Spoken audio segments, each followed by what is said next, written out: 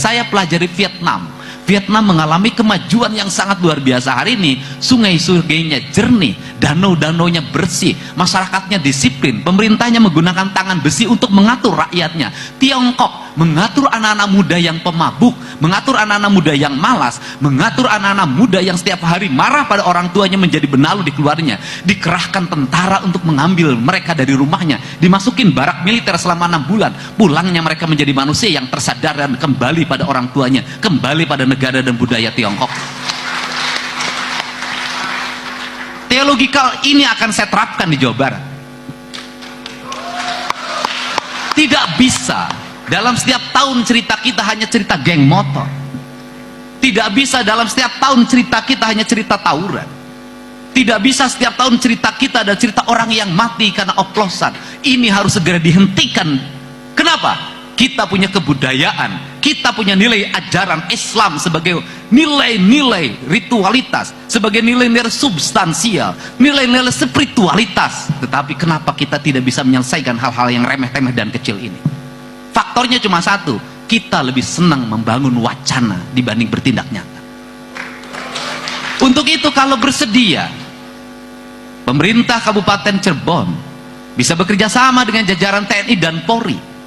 Pemerintah provinsi bersedia membangun mesnya. Orang tuanya diberikan kesadaran kalau anaknya nakal, maka dia telepon tentara, telepon polisi, diangkut, dimasukin mes, dilakukan pembinaan, diarahkan dalam waktu 6 bulan ke depan. Kalau masih parah setahun, untuk apa? Dikembalikan dia pada orang yang mencintai orang tuanya, orang yang mencintai lingkungannya, orang yang mencintai sesamanya, dan orang yang mencintai Tuhannya secara utuh. Kerangka inilah kenapa saya tidak mau orang Jawa Barat ke depan menjadi generasi ciu. Saya tidak mau orang Jawa Barat ke depan menjadi generasi geng motor. Saya tidak mau orang Jawa Barat menjadi monster di lingkungan rumahnya, menjadi monster di jalanannya. Pada akhirnya mereka mati muda. Ketika mati muda itulah saya tidak mau orang-orang terdidik berasal di luar Jawa Barat kemudian mendominasi, dan orang sini selamanya hanya menjadi kuli terhadap tuannya.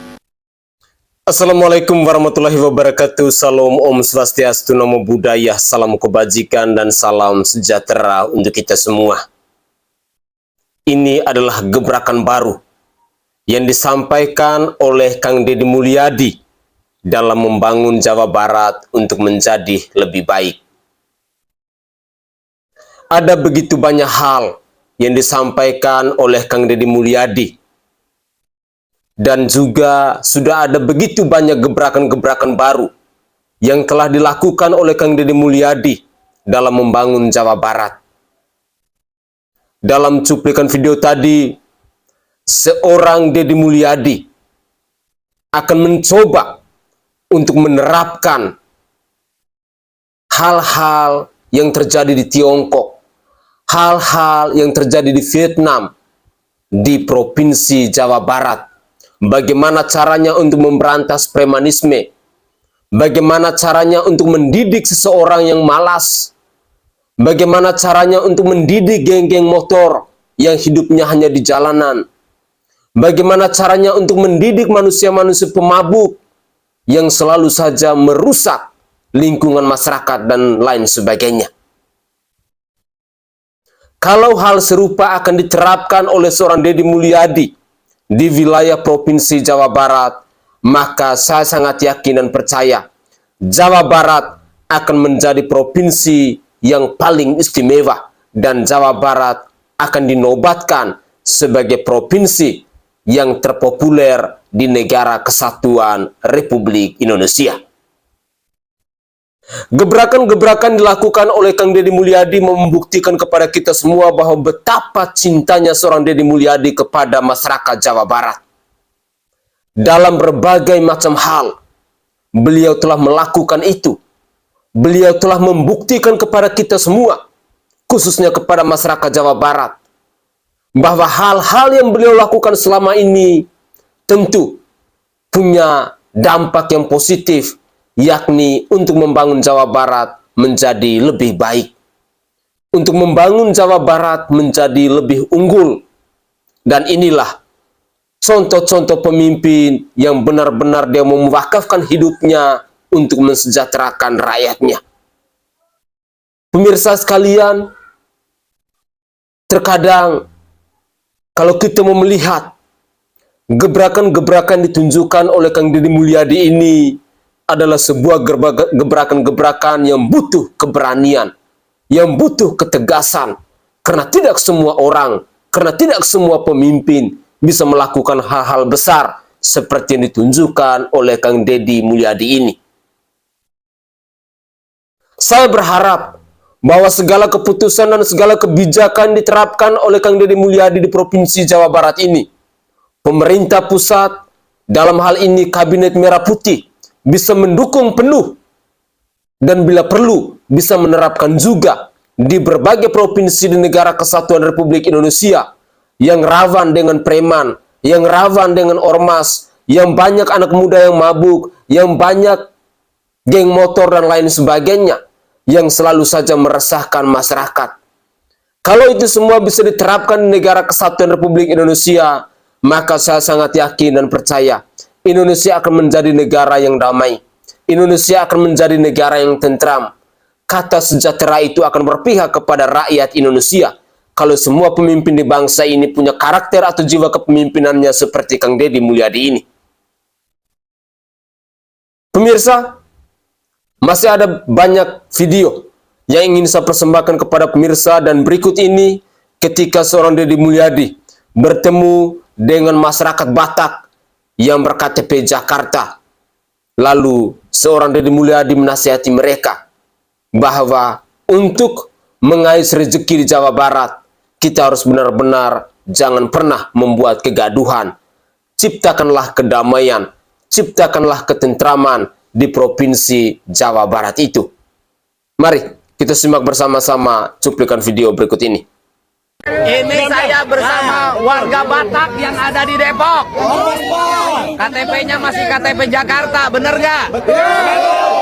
Saya minta ke depan harus kondusif ya. Nggak boleh lagi ada huru-hara lagi di sini. Tanah Jawa Barat harus bersih dari kekerasan, harus bersih dari kejahatan.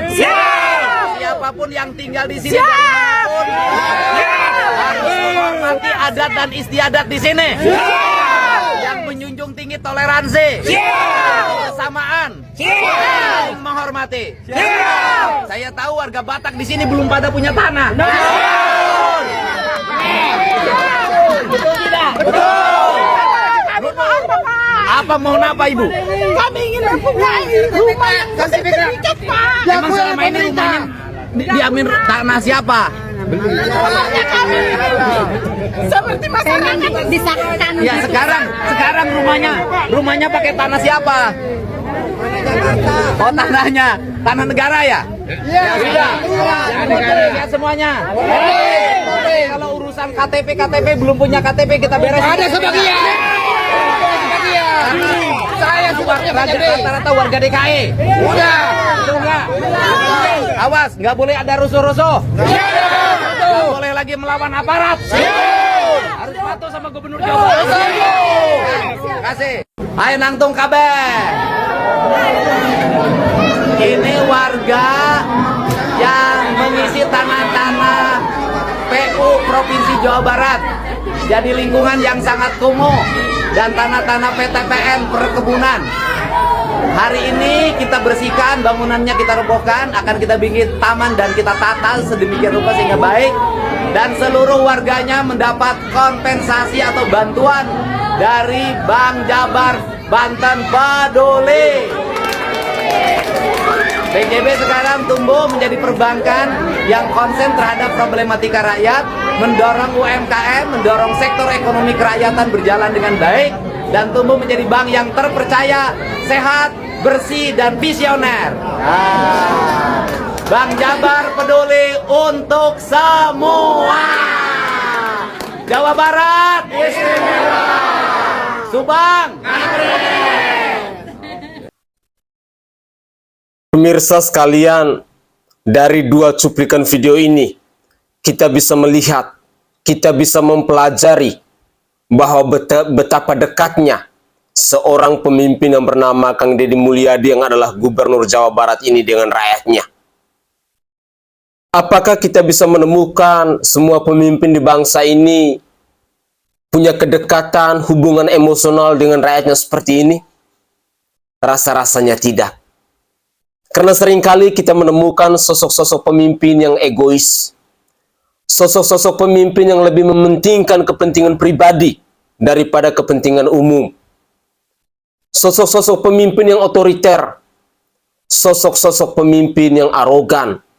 Itu yang sering kali kita temukan di negara Kesatuan Republik Indonesia ini. Mereka dekat dengan masyarakat, dekat dengan rakyat jelata, tunggu 5 tahunan di saat mereka datang untuk mengemis suara. Di saat itu pula lah para pemimpin, para penguasa beramai-ramai, berbondong-bondong, mencium tangan rakyat, bersembah sujud di hadapan rakyat. Tetapi ketika mereka sudah terpilih, mereka akan menjaga jarak dengan rakyatnya. Itu adalah fakta yang tak terbantahkan, yang sering kali kita temukan di negara Kesatuan Republik Indonesia ini. Cerita ini berbanding terbalik dengan sosok pemimpin yang bernama Kang Deddy Mulyadi ini. Sungguh, Deddy Mulyadi adalah pribadi yang sangat istimewa. Deddy Mulyadi adalah pribadi yang benar-benar dia mau melayani rakyatnya dengan setulus hati. Dan yang uniknya dari seorang Deddy Mulyadi, dia selalu berada di tengah-tengah rakyatnya ketika rakyatnya sedang mengalami musibah, ketika rakyatnya sedang mengalami kesulitan, ketika rakyatnya sedang mengalami persoalan dan lain sebagainya. Dan di sisi lain, yang harus saya acungi jempol kepada seorang Deddy Mulyadi ini, bahwa ketika beliau menyelesaikan persoalan, pasti akan selalu dibarengin dengan solusi. Contoh-contoh pemimpin seperti ini yang sesungguhnya dirindukan bukan saja dari masyarakat Jawa Barat, tetapi dari kita masyarakat Indonesia. Pemimpin yang tidak banyak bicara, pemimpin yang tidak pandai bernarasi, tetapi lebih mengedepankan kerja nyata. Pemimpin yang selalu mendengarkan keluh kesah dari rakyatnya. Pemimpin yang selalu mendengarkan aspirasi dari rakyatnya. Deddy Mulyadi hari ini menjadi pribadi yang ramai diperbincangkan oleh banyak orang. Dan juga Deddy Mulyadi hari ini menjadi musuh terbesar, menjadi lawan terbesar bagi mereka-mereka yang selama ini berada di zona nyaman. Zona nyaman dalam kasus korupsi, zona nyaman yang datang kantor seenak jidat, zona nyaman yang selama ini memeras kepada rakyat, zona nyaman yang selama ini merampok kepada rakyat, dan lain sebagainya. Aksi-aksi kriminal, tindakan-tindakan kejahatan, dan lain sebagainya. Semuanya itu akan dilawan oleh seorang Deddy Mulyadi. Hal ini dibuktikan ketika seorang Deddy Mulyadi membentuk Satgas Anti Premanisme yang ada di Provinsi Jawa Barat. Ini membuktikan kepada kita semua bahwa apa yang disampaikan oleh Kang Deddy Mulyadi tidak hanya omong kosong semata, tetapi itu akan dibuktikan lewat aksi nyata. Di sisi lain, beberapa waktu yang lalu, Deddy Mulyadi akan fokus untuk membereskan semua sampah-sampah yang ada di Provinsi Jawa Barat. Dan sampai hari ini, hampir di semua kabupaten, kegiatan untuk menormalisasi sungai setiap hari dilakukan. Mereka benar-benar mau mendengarkan instruksi dari Bapak Gubernurnya. Kalau semua pemimpin seperti Kang Deddy Mulyadi, maka apa yang diimpikan oleh Kang Deddy Mulyadi bahwa Jawa Barat akan menjadi seperti Vietnam yang sungainya bersih, yang kotanya tidak ada preman, yang anti kekerasan, tidak ada lagi geng motor lain sebagainya, pasti itu akan menjadi kenyataan. Mari kita simak lagi cuplikan video berikut ini mau menjawabi bahwa apa yang disampaikan oleh Kang Deddy Mulyadi selama ini tidak omong kosong, Tetapi itu semua diikuti dengan kerja nyata, dengan aksi nyata. Beliau ingin agar masyarakat Jawa Barat harus bisa berubah. Deddy Mulyadi menginginkan agar Jawa Barat harus unggul, Jawa Barat harus istimewa. Inilah jiwa kepemimpinan dari seorang Deddy Mulyadi yang berpihak kepada rakyat demi membangun Jawa Barat menjadi lebih baik untuk kedepannya. Inilah cuplikan video selengkapnya.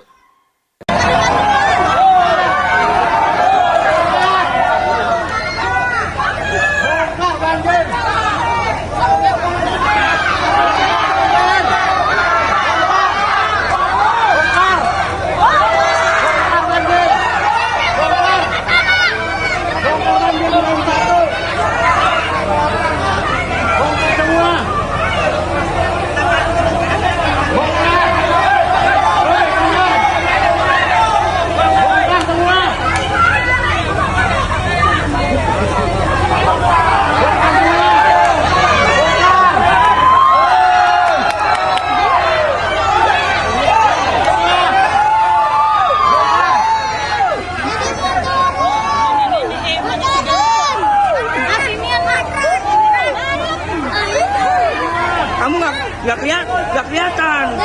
Oh, nggak jadi.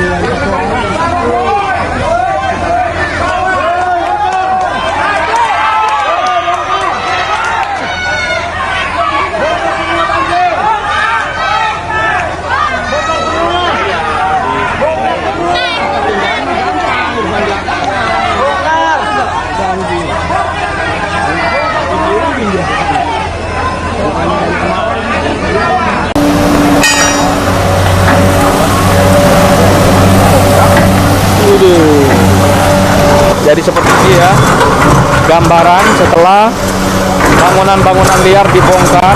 Ternyata di kali ini luar biasa ya, numpuk sampah. Nah ini lagi dibongkar ya, beton tuh kalian bisa lihat. Wadidaw, lihat tuh di bawahnya sampah semua. Wah ngeri banget ya pokoknya. Kalau Bapak Aing ngelihat bukan main nih. Ternyata di bawah jembatan yang tadinya bangunan liar isinya sampah semua. Wow, my god, kalian bisa lihat ya. Lihat nih, sampahnya berakit-rakit. Siapa Anda? Preman? Ya. Mau preman, mau siapa, kalau salah nggak bisa. Tidak tetap bongkar. Ini kan punya saya. Ya, ini punya saya, tapi ini membuat jadi macet. Sampah nggak bisa masuk, Pak. Anda preman sini, nggak ada preman-premanan. Kalau salah pokoknya habis. Kan ini hak saya. Iya, hak Anda, tapi Anda bikin macet. Seharusnya Anda bikin yang rapi, yang bersih. Bikin aja dulu. Oke, dibaikkan, ditata. Siap. Nggak ada preman di sini. Siap. Ya kan, nggak ada backing-backingan. Siap.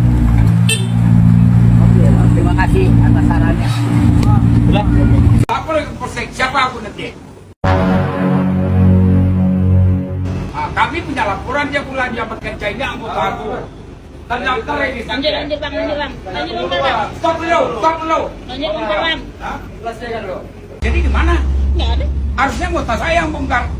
Kalau saya nggak mau kenapa? Hah? Kalau saya nggak mau kenapa? Oke, tempur kita. Saya nggak mau kenapa? Saya nggak mau pakai jasa kalian. Apa kalian ini SPTI, saya nggak mau kenapa?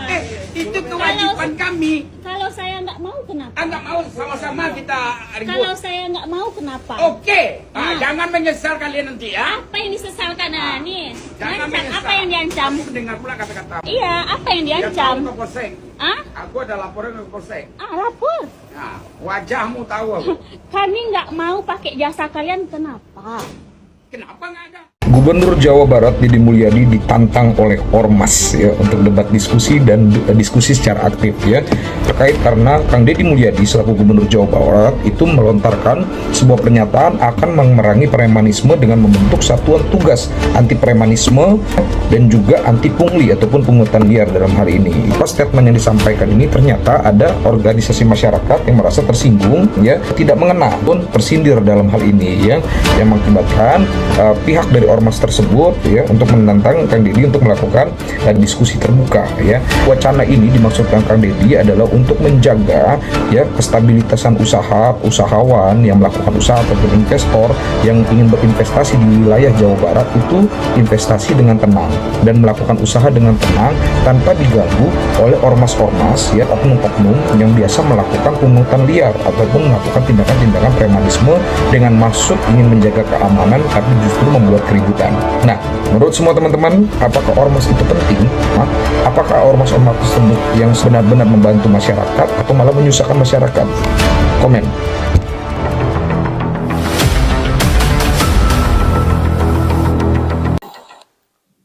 Oke guys, itu adalah cuplikan-cuplikan video yang bisa saya persembahkan ke hadapan pemirsa dalam mengupdate terkait dengan perkembangan informasi dari Provinsi Jawa Barat. Dalam cuplikan video di season terakhir ini menarik ketika kita melihat ada sekelompok ormas yang sedang melakukan pungli. Dan inilah alasan kenapa Kang Deddy Mulyadi pada akhirnya membentuk Satgas Anti Premanisme di Provinsi Jawa Barat. Dalam cuplikan video yang terakhir tadi, kita menyimak sebuah penjelasan yang begitu menarik. Pertanyaan saya, apakah kita sebagai masyarakat setuju adanya ormas di tempat kita? Saya pikir mungkin 99,99% masyarakat akan menjawab bahwa mereka tidak butuh apa itu yang namanya ormas. Karena kehadiran ormas akan muncul yang namanya preman. Ketika dalam sebuah wilayah sudah tumbuh yang namanya kelompok-kelompok preman ini, maka kehidupan masyarakat pastinya akan meresahkan. Kehadiran preman yang selalu membuat aksi-aksi kejahatan, tindakan-tindakan kriminal, memeras orang lain, membuat kegaduhan dan lain sebagainya. Apakah kita masih bisa terima dengan kehadiran ormas di tengah-tengah masyarakat? Yang lucunya, ketika seorang Kang Deddy Mulyadi yang adalah Gubernur Jawa Barat ini membentuk Satgas Anti Premanisme, bukan Satgas Anti Ormanisme, tetapi ada salah satu ormas di Provinsi Jawa Barat yang merasa tersungging, yang merasa bahwa apa yang disampaikan oleh Kang Deddy Mulyadi itu mengena ke dalam diri mereka. Berarti dalam tanda kutip, aksi-aksi kejahatan yang selama ini terjadi di Jawa Barat, kelompok-kelompok preman yang selama ini berkeliaran di Jawa Barat, jangan sampai datang dari ormas yang satu ini, yang hari ini lagi ramai didiskusikan, yang hari ini lagi ramai diperbincangkan di berbagai platform media sosial. Dan kabar terbaru terkait dengan kasus pembakaran 3 unit mobil polisi juga datang dari ormas yang satu ini. Apakah masyarakat akan terima dengan hadirnya sebuah ormas yang bukannya untuk melindungi masyarakat, yang bukannya akan memberikan dampak-dampak positif, tetapi selalu membuat keresahan seperti ini? Jujur, saya secara pribadi sampai kapanpun, yang namanya kelompok ormas itu meresahkan masyarakat. Sekali lagi, yang namanya kelompok ormas pasti akan selalu meresahkan masyarakat. Sehingga sebuah pembentukan Satgas Anti Premanisme yang dilakukan oleh Kang Deddy Mulyadi, saya harus acungi 2 jempol. Ini adalah langkah yang tepat. untuk melawan manusia-manusia biadab, manusia-manusia yang kerjanya hanya mau memalak orang, manusia-manusia yang kerjanya hanya mau menunjukkan aksi jagonya mereka. Sehingga ketika seorang pemimpin dia mampu mengambil sebuah keputusan yang tegas dalam memberantas aksi premanisme ini, saya pikir itu adalah sesuatu keputusan yang wajib didukung oleh masyarakat Jawa Barat. Pemirsa, itulah cuplikan-cuplikan video yang bisa saya persembahkan ke hadapan pemirsa dalam konten saya kali ini. Semoga saja masyarakat Jawa Barat selalu berada bersama Kang Deddy Mulyadi untuk mendukung Kang Deddy Mulyadi atas segala keputusan, atas segala kebijakan dan gebrakan-gebrakan baru yang beliau lakukan untuk membangun Jawa Barat menjadi provinsi yang unggul, menjadi provinsi yang istimewa. Jabar Istimewa adalah salah satu hashtag yang saat ini lagi ramai diperbincangkan di berbagai platform media sosial, bahkan sampai media televisi nasional. Semoga saja masyarakat Jawa Barat tetap solid, tetap bersatu untuk mendukung Kang Deddy Mulyadi. Dan kami yang bukan masyarakat Jawa Barat hanya bisa menaruh harapan agar di suatu hari nanti Kang Deddy Mulyadi bisa menjadi pemimpin bukan saja hanya untuk masyarakat Jawa Barat, tetapi untuk kami seluruh masyarakat Indonesia. Saya Sainai dari Provinsi Nusa Tenggara Timur, saatnya kita yang rakyat jelata harus berani untuk bersuara. Salam hormat, salam NKRI, dan salam Pancasila untuk kita semua.